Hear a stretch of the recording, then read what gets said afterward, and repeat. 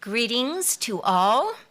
I am Dr. Crystal Downing, the co-director for a while, with my husband, Dr. David Downing of the Marion E. Wade Center, and the new chair apparent has entered the room. Jim, can you stand up? This is our new Wade director. And I could just tell you how God's guidance has shaped this whole retirement and then replacement, but I won't because we have a really exciting event here tonight. It primarily gives you a chance to hear about this wonderful book. Everlasting Man was a very powerful influence in the spiritual life of C.S. Lewis. And Dale Ahlquist, who has produced this annotated edition, has done a marvelous, marvelous job of helping exfoliate and illuminate what Chesterton has done in this book. According to Joseph Pearce, who has authored biographies on 3 Wade authors, C.S. Lewis, Tolkien, and Chesterton, our speaker tonight, Dale Ahlquist, is, quote, probably the greatest living authority on the life and work of G.K. Chesterton. Wow. In addition to publishing Gilbert magazine, he's authored 6 books and has edited 14 more. And he co-founded Chesterton Academy, a top-rated Catholic classical high school in Minnesota, which is the flagship for the growing Chesterton Schools Network, which includes, if I have the number right, nearly 70 high schools in the US, Canada, Italy, Iraq, and Sierra Leone, and new ones are being considered in other African countries. When David and I asked Dale about the impressive growth of these Chesterton academies, he responded, well, several of us got together and rubbed some sticks, and others just came around for the warmth. It is that type of generosity, humor, and insight which you benefit from in this book. David and I had the honor of meeting Dale several years ago at a national Chesterton conference in Chicagoland, where I had the privilege of giving a talk about Chesterton's influence on, and some of you will not be surprised, on Dorothy L. Sayers. But now we all have the privilege of hearing Dale talk about this book. And I do mean privilege. Dale Ahlquist has given 900 lectures at universities, conferences, other institutions, including Yale, Columbia, Cornell, Notre Dame, Oxford, the House of Lords in London, the Vatican Forum in Rome, and the Downing basement near Wheaton College, where he generously did a Wade podcast with us. At that time, I discovered Dale and I have something in common even more than Chesterton. His sister married the famous Christian rock pioneer Larry Norman. Those of you who are older probably remember him. Larry Norman used to babysit me and my siblings when our mothers had monthly Bible studies together.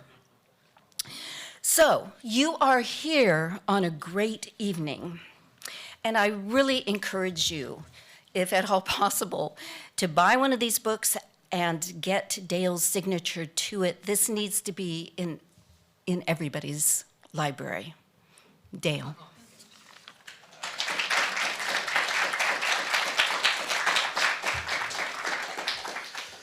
Thank you, Crystal, for the generous introduction. I could have listened all night. Well, I could have listened till 8 o'clock.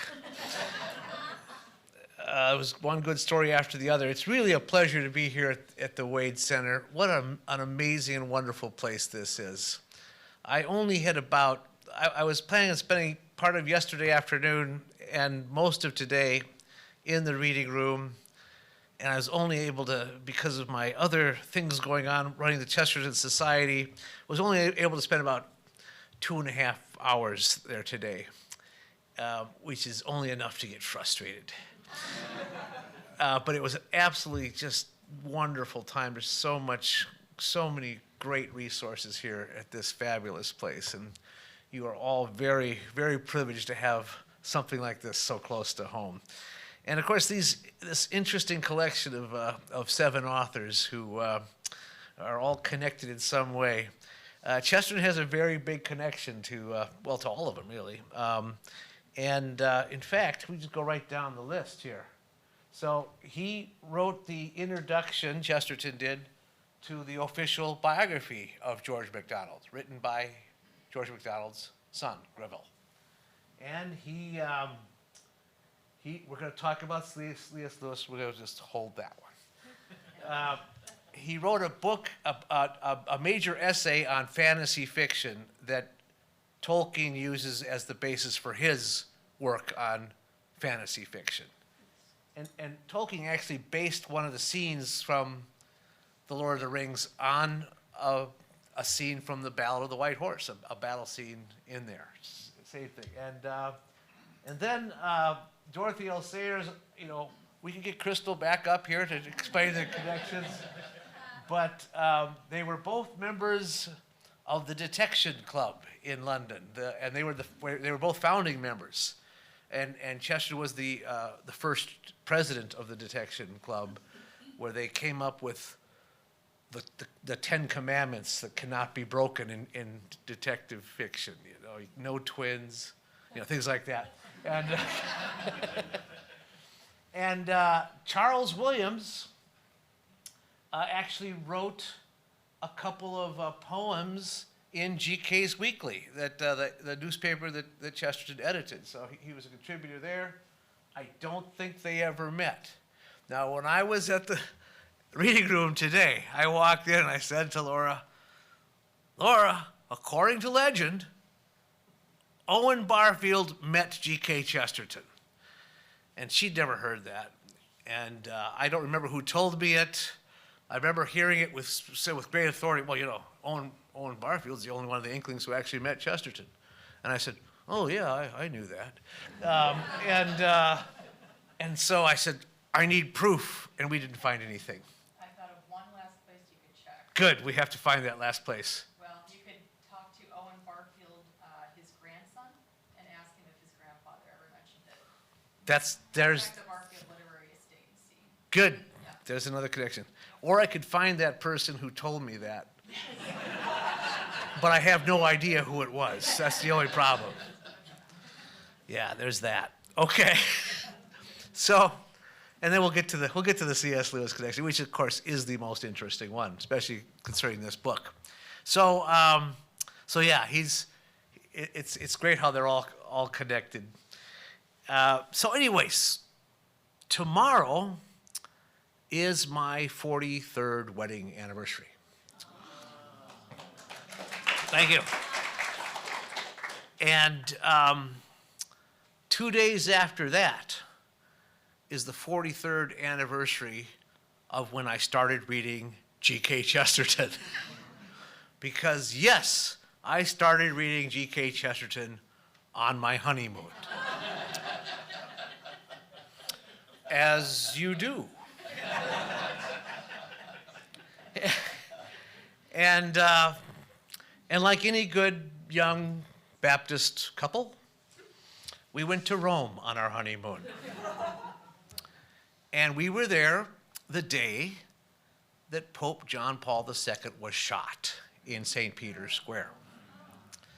And naturally, I was one of the suspects because I was Baptist. But I had an alibi. I was reading G.K. Chesterton. And I was reading The Everlasting Man. And why did I pick that book up, The Everlasting Man? Because I was a huge C.S. Lewis fan. That's why. And said Larry Norman, former brother-in-law, pioneer Jesus rock musician. I worked for him one summer out in L.A. when I was in college. Would have been the summer of 78, let's say. I'm pretty sure it was the summer of 78. In fact, I'm sticking to that story. And I was sitting in his apartment with where my sister and he lived, and I was reading Mere Christianity. And he said to me, "Oh, you like C.S. Lewis?" I said, "Yeah, I love C.S. Lewis." I was just telling Colin over here. I was shortly out. I'd read all the Narnia books when I was in high school. Now I was picking up his prose, and I think it was my second go through with Mere Christianity anyway, because I had to underline the stuff I hadn't underlined the first time. And he said, "Have you ever heard of G.K. Chesterton?" I said, "No." He said, "Well, if you like C.S. Lewis, you're just going to love G.K. Chesterton. In fact, here it comes, gang. If you read Chesterton, you don't even need to read C.S. Lewis." Just think, it would take one of the authors out of the Wade Center. And of course, I consider this a blasphemous remark, but that's when the name first started. That's when the name was planted in Dale's little head. And all of a sudden I start seeing Chesterton's name. Never heard of him. Suddenly his name just keeps popping up. And it was reading A Severe Mercy by Sheldon Van Auken, which reprints several letters from C.S. Lewis to Sheldon Van Auken, where one of the letters says, because Sheldon Van Auken's in the process of becoming a Christian, C.S. Lewis tells him, the best book to read on Christian apologetics is The Everlasting Man by G.K. Chesterton. So then I made that connection. Okay, I got to read Chesterton, and that's the best book on Christian apologetics. So it was still another year or two before I'd finally pick up The Everlasting Man, but that's the one I started with because of that letter. And the more I learned about Lewis's own connection with Chesterton, it was very interesting. It turns out that Lewis loved Chesterton's newspaper essays, okay? Because that's the way most people read him. Chesterton's books were always well received, but they were only a fraction of what he wrote. Literally a fraction. I mean, he only wrote 100 books, okay? But he wrote thousands of newspaper essays, thousands. And that's why he was so well known in his lifetime, because they just loved eating up his essays. And that's what Lewis did too.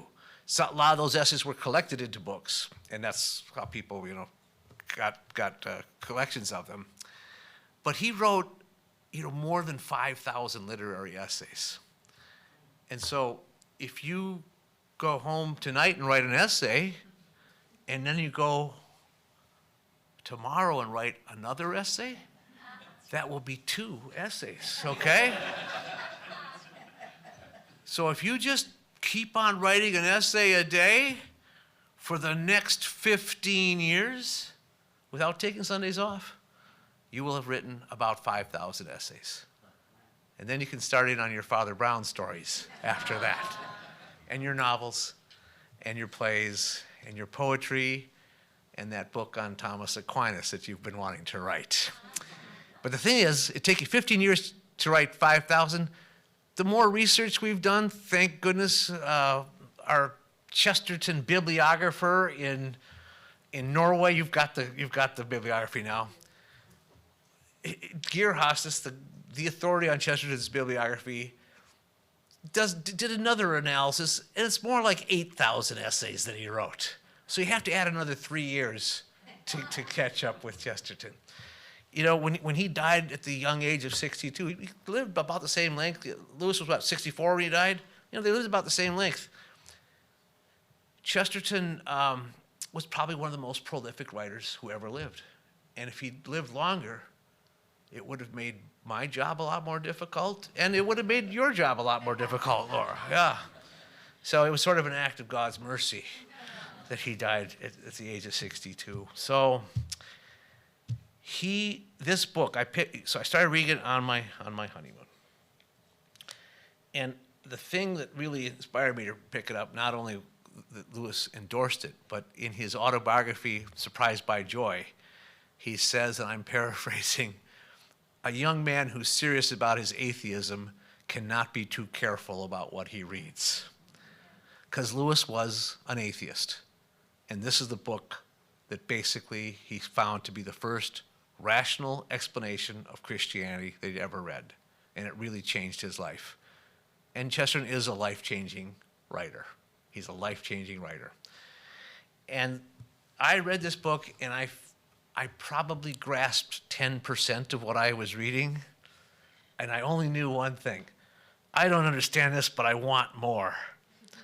Because it just grabbed me in a way that no book had ever done before. I said, this is a guy who's writing about everything. I was used to very narrow, methodical treatments that were very focused, and Chesterton's bringing it all together. He brings in history and mythology and literature and poetry and philosophy and theology and psychology and sociology. Every topic and discipline is all converging in this book. And it's the first time I ever encountered a really complete thinker and someone who just assaults you from all sides and corners you with the truth. And you realize you have no place to fall because it's all going to come at you. And the book was written as a response to a book by H.G. Wells, famous science fiction writer, War of the Worlds, Time Machine, Invisible Man. Who's the guy? H.G. Wells and Chesterton were friends. They were philosophical opponents. They didn't agree on anything. But as fellow writers, they were fellow admirers of what the other person wrote. And Chesterton and Wells became such friends that they'd spend weekends at each other's houses. And it's hard to imagine how their discussions must have gone, because they didn't agree on anything, but they would listen to each other. And it was with great friendship and respect. And the fact that H.G. Wells' book, which is a very popular book called The Outline of History, best-selling book, Chesterton says what Lewis has done is, or what Wells has done is he's written a story, he's left the main character out of the book. Because Wells treats man, first of all, mankind, as just another thing that's crawled out of the muck, just another animal. And he treats Jesus as just another man. The everlasting man refers to man himself, which is a creature completely different from other animals, and it refers to Christ, who is a man completely different from all other man. And so the book is written in, you don't have to read the outline of history because it's a book that stands alone. It's split up into part 1 and part 2, exactly the way the Bible is split up. The part 1 is the Old Testament, and part 2 is the New Testament, and part 1 is longer than part 2, and part 1 is basically BC, and part 2 is AD. Part 1 is everything leading up to the time of Christ. And then that's the whole hinge of history. Everything changes. History changes completely when Jesus steps onto the stage. And Chesterton's great argument is that there's no other explanation for what happened in history after the time of Christ than the Christian explanation. Otherwise, the only explanation of who Jesus was that makes any sense is that he was who he said he was, the Son of God, God in the flesh. Because if he wasn't that, he was either a liar or a madman or the devil himself. Does any of that sound familiar? Yes. Guess who borrowed the argument? You know, if you read Chesterton, you don't even need to read C.S. Lewis. And I have to say, the more I read Chesterton, there is this little gleeful thing in me where I say, oh, here's where C.S. Lewis got that. And how many books do you have here of C.S. Lewis's that were by Chesterton? 30, 40, something like that? I've been through the collection. So you're talking about books that he owned? Yeah, that you have here. I have to look it up. Okay. Okay. Let's get an exact number. As I recall, he owned at least 50 books by Chesterton, but I don't know how many you have here. You don't have his complete collection. No, I know you don't, because you don't have the Everlasting Man, unfortunately. That would be the one. Oh, it'd be great to see that one with his notes in it. Yeah.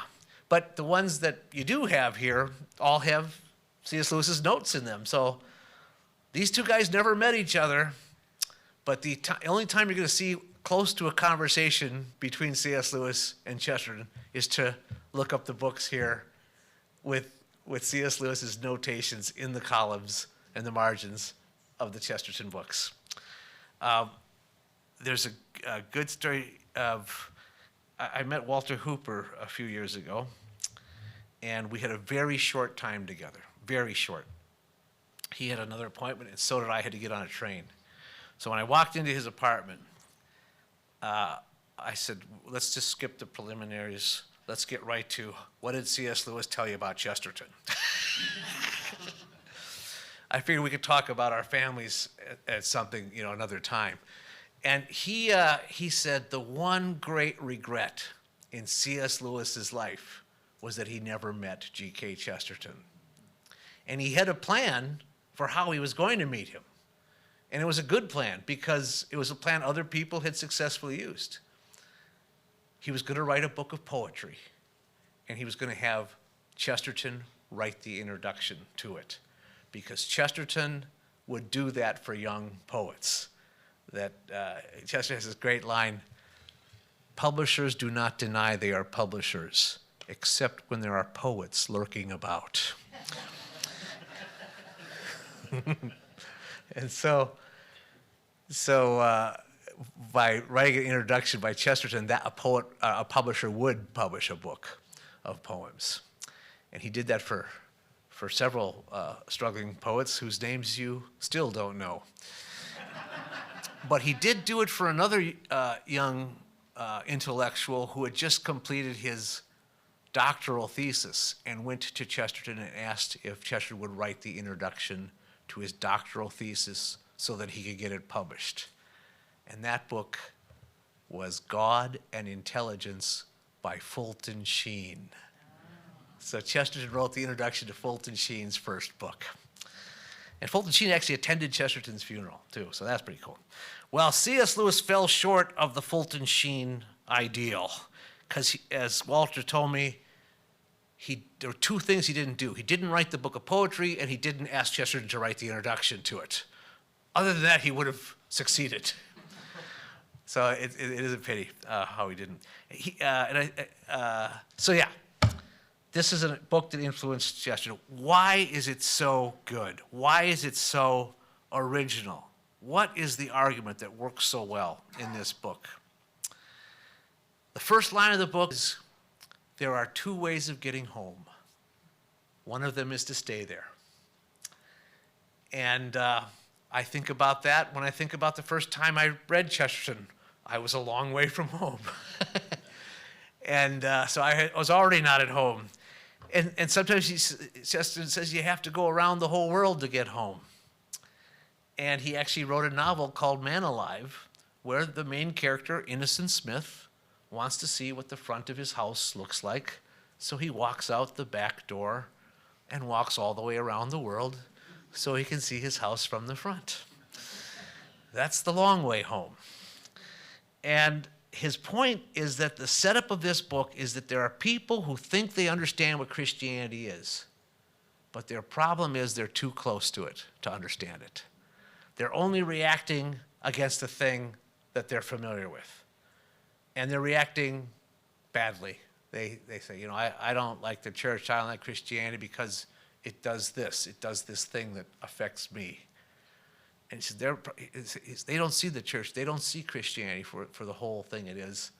They need to back up farther They need to leave home in order to appreciate their home. They have to back away as far as seeing it from seeing a mountain from the valley. And that's that's the plot of the book, is to get us to see Christianity from a distance and see what a strange thing it really is, and to see that it makes more sense than we think it does in our very limited and broken, close perspective. So he takes us all the way back, well, to the beginning of mankind. That's where he starts. And he starts with the caveman. That's where he starts, the caveman. And what do we know about the caveman? What do we know about the caveman? We don't know anything about the caveman. Except that he was an artist. That's the only thing we know about him. We don't know what he ate or how he behaved, how he treated his wife. We don't know how he groomed himself. We don't know what he wore. We don't know what he believed. But we do know that he was an artist and that he could do something that the other animals couldn't do. Art, says Chesterton, is the signature of man. It's one of the things that sets us apart from the animals. And then he talks about civilization. What do we know about the start of civilization? We only know, as Chesterton says, that the curtain goes up on a play that is already in progress. We don't know about how civilization started. We only know that once it started, it was civilized. It was complex. It was organized. It had laws. It had art. It had architecture. It had culture. We don't know how it started, except there it is. So we start, man, when he makes his first appearance, is already drawn pictures, and civilization, when it makes its first appearance, is civilized. What do we know about prehistory? Nothing, because there's no history in prehistory. History is only what's written down. And so the story, when it's finally starting to be written, is an advanced story. It's like, starting reading a book in the middle of the book, or when a really good mystery writer starts, something's already happened when obviously you start with a body under the couch, okay? But how did the body get there? Well, that's what we're trying to figure out. That's the whole mystery. So then Chesterton starts talking about comparative religion. And he says the typical way of trying to compare religions never works because they don't actually compare well. You start having a problem when you talk about, here's the founder of the religion, and here's the main things they do, and you'll see certain similarities, but to quote a line from Orthodoxy, Chesterton says, most people say that all religions are basically the same. It's just that how they carry out their beliefs, they all believe personally the same thing, but how they carry out and enact their beliefs is different. Chesterton says, no, it's actually just the opposite.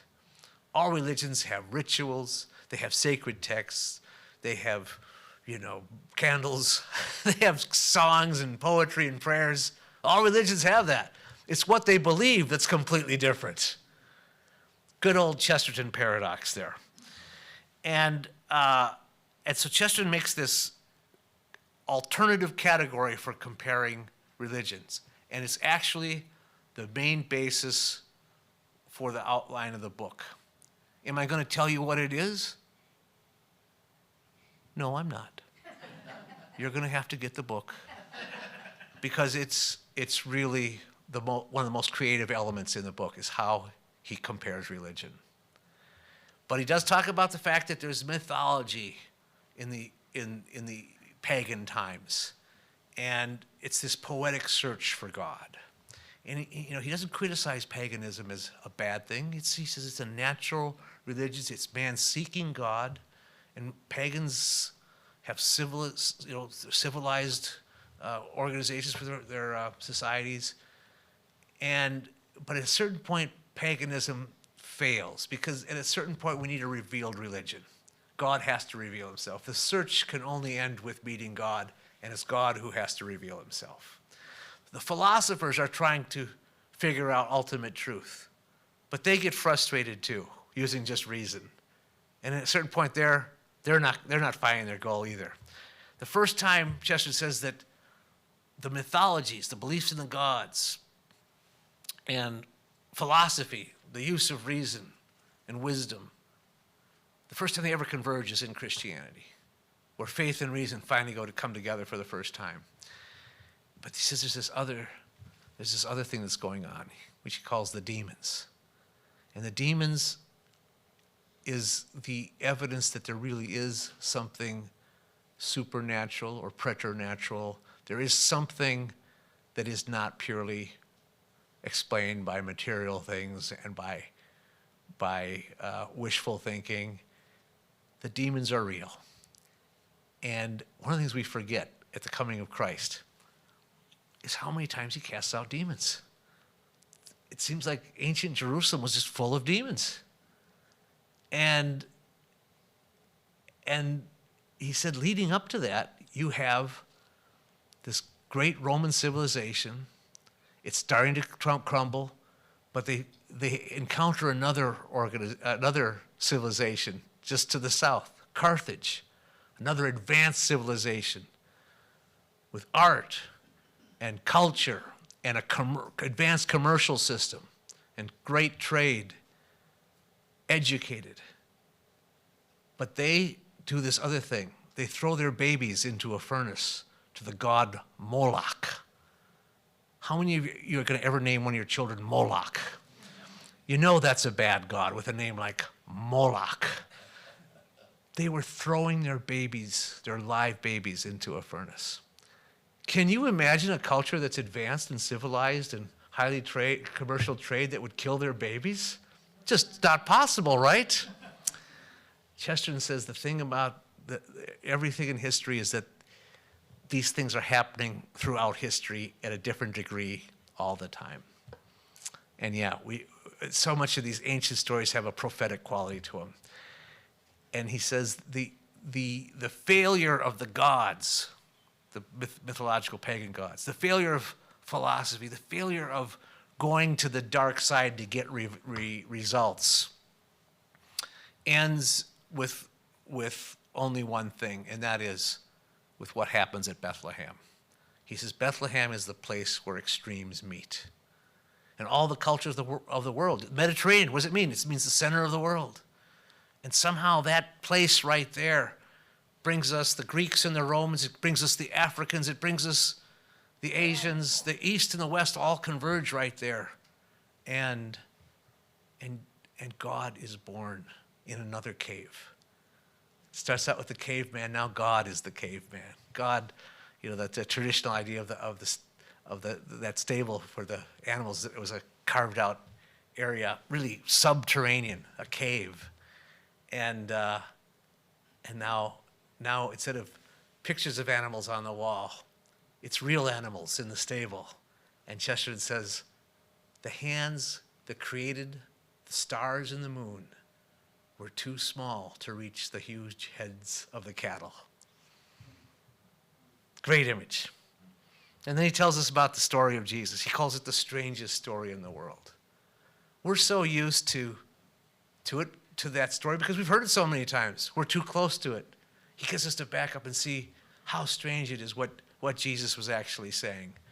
And it's not gentle Jesus, meek and mild. It's someone who uses images of fire and treats people with whips at times. It says things that just seem outrageous at times because we forget how outrageous they sound because we've heard them so many times. And at one point, he's completely full of mercy. At another point, he says it's going to be better for Sodom and Gomorrah than it's going to be for you at the end, at the judgment day. And then, of course, he talks about the crucifixion in a marvelous poetic passage. And then when it all seems over, the resurrection. Even the resurrection seems like a surprise when Chesterton tells the story. But then what happens after that? I think his description of what happens after the Christians start, spreading out. This movement, this strange movement coming out of Jerusalem, and then it's in Rome. And he says, at first it's too important to. He says it's too he says, important enough to be ignored when people first start encountering Christians. And then they start proliferating, and then the world has to come up with new forms of persecution to kill them. And who are they? He says, Christ is the most merciful of judges and the most sympathetic of friends. But he says that fact ends up being more important in our own lives than it does in a historical account. The fact that Christ is the most merciful of judges and the most sympathetic of friends. We can speculate all we want about what this Jesus of history was, but we have to have this personal encounter with him. It's really a marvelous insight that he gives us there. And it starts with a creed that we actually define our faith. We say what it is we believe, and there's a structure to what we believe. And now paganism for the first time is coming really to an end. It's caving in. And paganism, he says, ends in Christianity. And he says that the dogma, the Christian dogma, seems like it's too good to be true. And what seems too good to be true is that it gives man so much freedom. It gives him the freedom to not believe if he wants. It gives him the freedom to change his life if he wants. And it gives God too much freedom because it gives God the freedom to die. And he talks about how the fact that the faith throughout history seems to be dead itself. It seems like it's died and come to life many times. He says that's because it has a God who knew his way out of the grave. And then one of the great lines in the book that should be a reminder and an inspiration to us at all times. A dead thing can go with the stream, only a living thing can go against it. We're living in a post-Christian time. It's not only that people don't believe, they don't even care anymore about faith. You know, we come from a nation that was mostly Christian in its growth and history and development. And that is part of our history now because it's not part of our present. And we really are the living things that are going against the stream now. And that's the only way we're going to change this culture is by getting enough of us to go against the stream.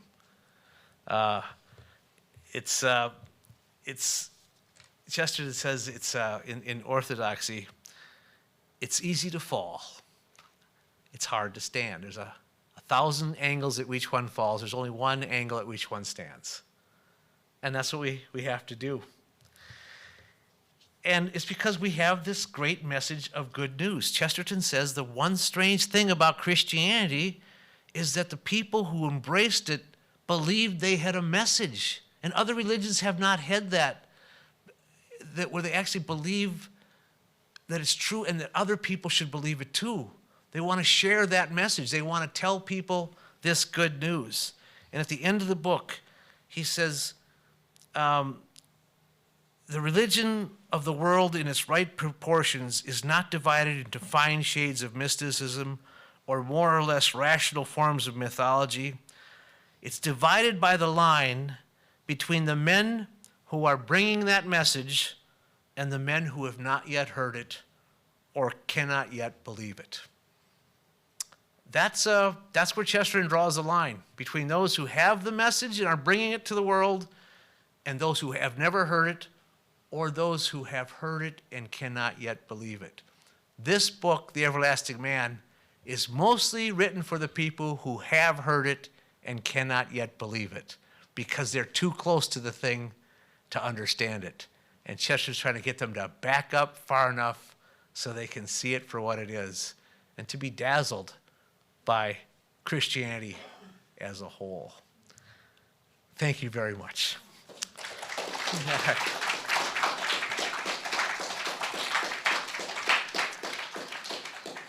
David will now pass the mic, so if you have questions, just raise your hand. Can we start with a quiz? He starts the whole book with a quote from Chesterton. Read the description in the opening of The Everlasting Man. Oh, can you read it for us? This is a wonderful opening to a book. Thank you. He You're did a a lot nice more guy. than annotate. Every chapter he has a commentary to make sure you can assimilate and digest what you've just been reading. So it'd make a wonderful textbook. So this is from my introduction, okay? All right. Out of some dark forest, under some ancient dawn, there must come towards us, with lumbering yet dancing motions, one of the very queerest of the prehistoric creatures. We must see for the first time the strangely small head set on a neck not only longer but thicker than itself, as the face of a gargoyle is thrust out upon a gutter spout. The one disproportionate crest of hair running along the ridge of that heavy neck like a beard on the wrong place. The feet, each like a solid club of horn, alone amid the feet of so many cattle, so that the true fear is to be found in showing not the cloven, but the uncloven hoof. What is he describing? Yes. She got it right the first time. What did you say? I mean, you knew though. Good. Anyways, It's a horse. I'm glad you got it right first time because you took away all the drama. But I teach this book every year to seniors at Chesterton Academy. And I start with that passage from the book and have them guess what it is. And they'll guess all kinds of things. Almost never do they get it right. Because even though it's completely a description of a horse, you just don't think about any of those things to associate it with a horse. And that's what he's trying to do, is explain Christianity in a completely new way so that you don't recognize it right away. This is the church he's talking about. Yeah, you don't think of a horse as having a head like a gargoyle, and you don't think of its small head on its big neck. You don't think of a beard in the wrong place. And that's what it, come on, what were you going to say? Giraffe. See, a giraffe. That's what they giraffe. usually guess. Yeah. Giraffe, dragon, beast, other things. It gets, yeah, but they seldom guess horse. But you just nailed it. Good for you. So that you passed your quiz. Yep, Congratulations. quiz. We're good. Are you also the one that says, teacher, you forgot to give us homework? Are you that person in high school? Questions? Other questions? Sure. Out of all those books that you've read, give us your top 10 Chesterton books. My top 10 Chesterton books. Do they have to be in order? Good. They're not going to be in order. Obviously this one, Everlasting Man, and Orthodoxy. Those are sort of the two pillars of his writing.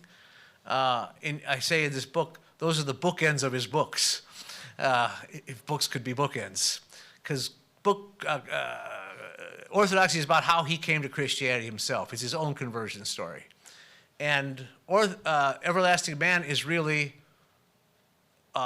explaining what Christianity is, but in a completely fresh and, unexpected way. And they both are such pillars of his writings that almost all the other books somehow refer to those two books. So those top two, even though not in order, I said. All right, we have to throw his book on St. Francis of Assisi and his book of St. Thomas Aquinas onto the list. His book on Charles Dickens, one of the great pieces of literary criticism ever written. The book that starts out, "Abandon hopelessness, all you who enter here." And then his Father Brown stories, I'll just throw them into one collected book of the Father Brown stories. And then his novel, there's two of his novels that have to be on the list, even though I would put more on the list, but his novel, Man Alive, which I just referred to, of this character Innocent Smith, who is accused of attempted murder and burglary and polygamy and abandonment, and he's guilty of all of them, except he's innocent of all of them. How does that work? I'm not going to tell you. And then his other novel, The Man Who Was Thursday, his most popular novel, which is a real page-turner. And then you get to the last page, you go, what did I just read? What was that all about? And then his, let's see, now we got 6. 8, good. Battle of the White Horse, you list in the book. Yeah, Battle of the White Horse, thanks. Book-length poem, really one of the last great epic poems written in the English language. One of the epic poems that still uses rhyme and meter and alliteration. It just pounds along. It's a marvelous book and very rich in imagery and great storytelling. And now the last two.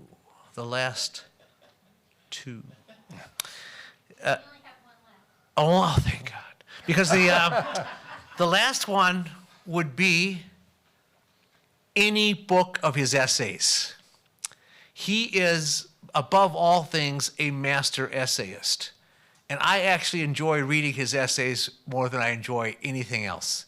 So any collection of his essays, Tremendous Trifles, All Things Considered, the collection we put together called In Defense of Sanity. Mm-hmm. And there, yeah, she's holding it up right there. His essays they're the nonfiction version of mystery stories. They hook you, and you start reading it and go, he's making all these great points, which are false clues, and then he shocks you with a conclusion that you didn't see coming.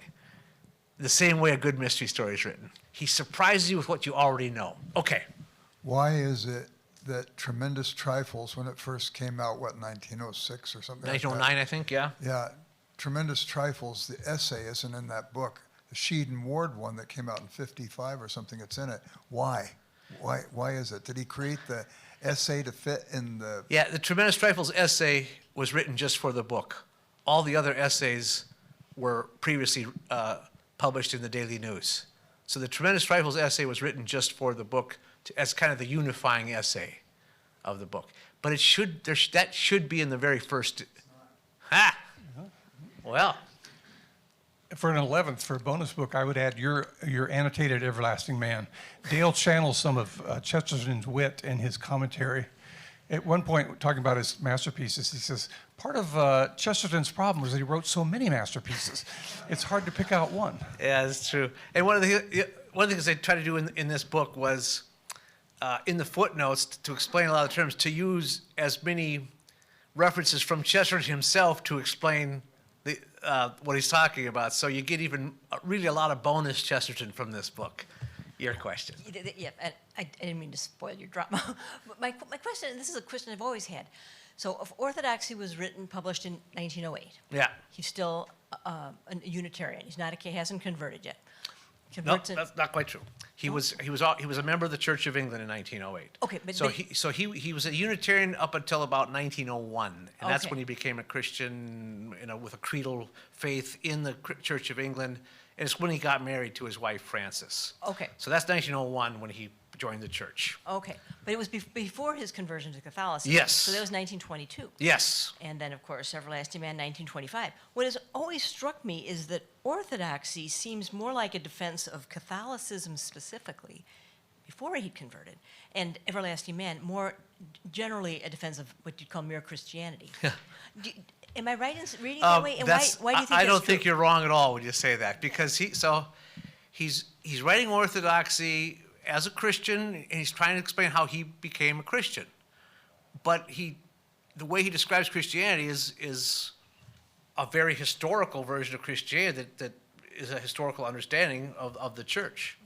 Mm-hmm. And he does, take a few licks at Calvinism in that book, which is one of the reasons why you think it's a Catholic book. But his problem with Calvinism is that it's an attack on free will.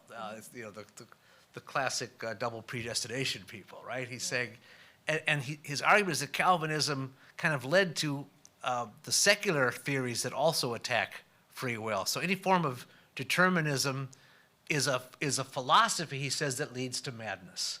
And that's what his argument in The Maniac is that any philosophy that is based on no free will drive you crazy. Yeah. And so, but But he says right out in The Everlasting Man, he refers to the chief event of my life, which is his conversion.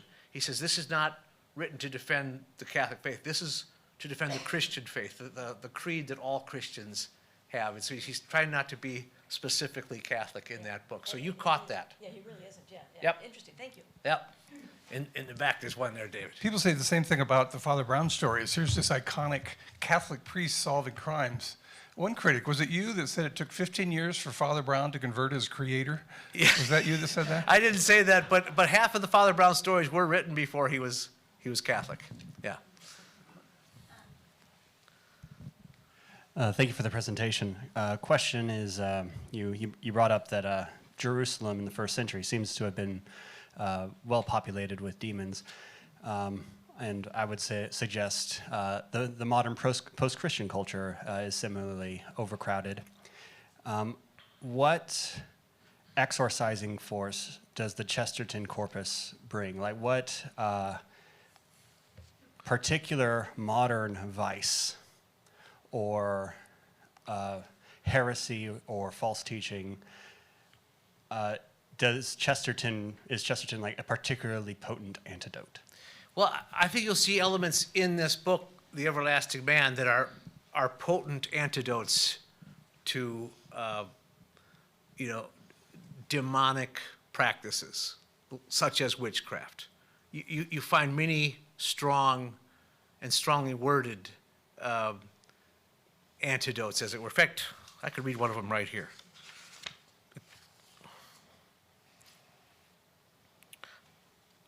Pessimism is not in being tired of evil, it's being tired of good. Despair does not lie in being weary of suffering, but in being weary of joy. It is when for some reason or other the good things in a society no longer work that the society begins to decline. When its food does not feed, when its cures do not cure, when its blessings refuse to bless. I do not believe that mythology must begin with eroticism, but I do believe that mythology must end in it. I am quite certain that mythology did end in it. Moreover, not only did poetry grow more and more immoral, but the immorality grew more indefensible. Greek vices, Oriental vices, hints of the old horrors of the Semitic demons began to fill the fancies of decaying Rome, swarming like flies on a dung heap. The psychology of it is really human enough to anyone who'll try that experiment of seeing history from the inside. There comes an hour in the afternoon when the child is tired of pretending, when he's weary of being a robber or an Indian. It is then that he torments the cat. There comes a time in the routine of an ordered civilization when the man is tired of playing at mythology and pretending that the tree is a maiden and the moon made love to a man. The effect of this staleness is the same everywhere. It's seen in all the drug taking and dram drinking and every form of tendency to increase the dose. Men seek stranger sins or more startling obscenities as stimulants to their jaded sense. They seek after mad Oriental religions for the same reason. They try to stab their nerves to life, as it were, with the knives of the priests of Baal. They are walking in their sleep and trying to wake themselves with nightmares. That's happening right now. We are trying to just increase the dose. And that's when we do all the unnatural things, and that's when we open ourselves up to the demonic. There's one here. I'd like to hear more about the school in Iraq that was referenced at the beginning. How did that come about, and what more can you tell us about it? Sure. The Archbishop in Iraq was working with some college students from Franciscan University in Steubenville, and he wanted to start a Catholic high school, and they recommended that he use the Chesterton model. And so we did help him get the school started there. I was telling Crystal today that because of a lot of the cultural restraints, they'll probably not be maintained as a Chesterton Academy. It'll simply be a Catholic school, because there's certain things that we require of a Chesterton Academy that they have to do. certain things that they have to teach, and so they'll probably end up being a regular Catholic school. But the one in Sierra Leone, I think, is even the more interesting story, because West Africa, a young man left Africa and got a scholarship to go and study at Oxford, and he went to a Catholic university in Oxford where he met a guy who told him and started teaching him about G.K. Chesterton. And he started learning about Chesterton and about Chesterton's economic ideas on distributism and small ownership and self-sustaining economy, small scale. And he says, this is what Sierra Leone needs. And when all of his fellow countrymen, 7 of them went to Oxford, all the rest of them all stayed in the West. He went back to his home country and set up the Chesterton Center and then set up a Chesterton school. And people are digging their own wells and they're doing their own farming and they're just transforming the culture around them from the ground up. Yeah.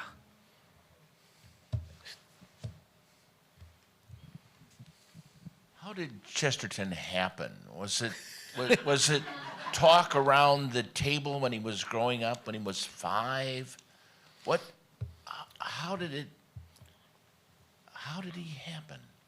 Well, that's a great question, Dan. Obviously he's got a gift from God. God gave him an amazing mind and a great creative spirit. But he's given other people genius too, and they haven't done well with it. So he made some good choices early on. But he also went through a dark period as a young man when he was, because, we were saying he was raised Unitarian, and his parents, who were very loving and supportive and artistic and literary, let him be exposed to anything he wanted. And one of the things he was exposed to was spiritualism and demons. He believed in the devil before he believed in God, he said. At one point, he was tempted with annihilation. He was tempted to suicide because nothing made sense. And he said the only thing that saved him was clinging to one thin thread of thanks, that existence is better than non-existence. And the only thing you can do with this gift you've been given is be thankful for, because you haven't earned existence. It's a gift you've been given. And he said you can build a very good philosophy just on that premise, that existence is better than non-existence.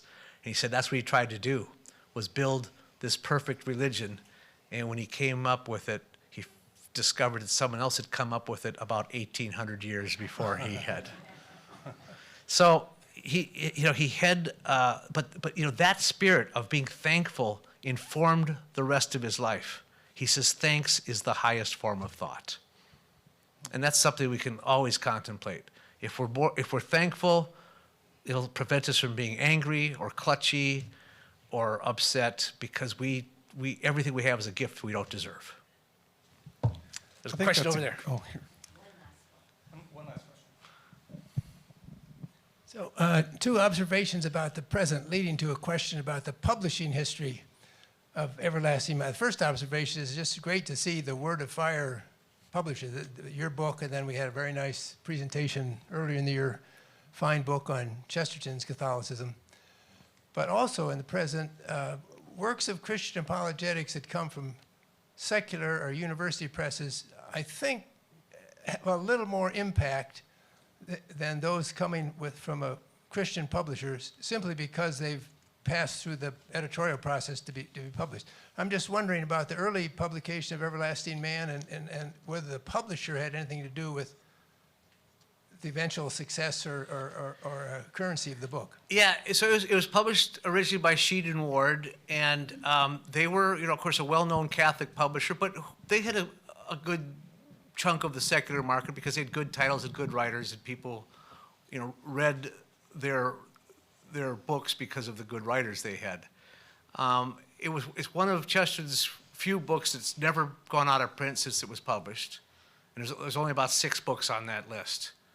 And so it was always there, even though through the great unpopularity of Chesterton, when almost no one was reading them, you could still get a new edition of the Everlasting Man, and it's because of things like the C.S. Lewis story. there's always an interest in that book. But now, it's definitely getting a renaissance of attention. And no one's ever done, what was been needed to be done is to get all the references annotated. It's incredible how much Chesterton knew, how much was in his head that he could make all these references to literature and history. He just assumed everybody else knew them. Because, doesn't everybody know that stuff, right? And I was just astonished by all the things I had to look up, but how useful it was then to have them at your fingertips so you know what he's talking about. Well, you mentioned the importance of gratitude, and so we're very thankful that you would spend the evening with us, and also for writing this excellent book, annotating and commenting on the book. It's a really good read. Thanks very much for that.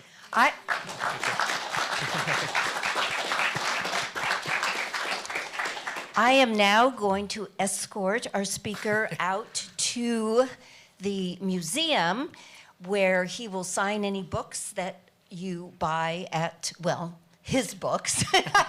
He won't sign any books you buy, If you want. but his books. And you can engage in conversation with him then. So let's give him another hand as I escort him.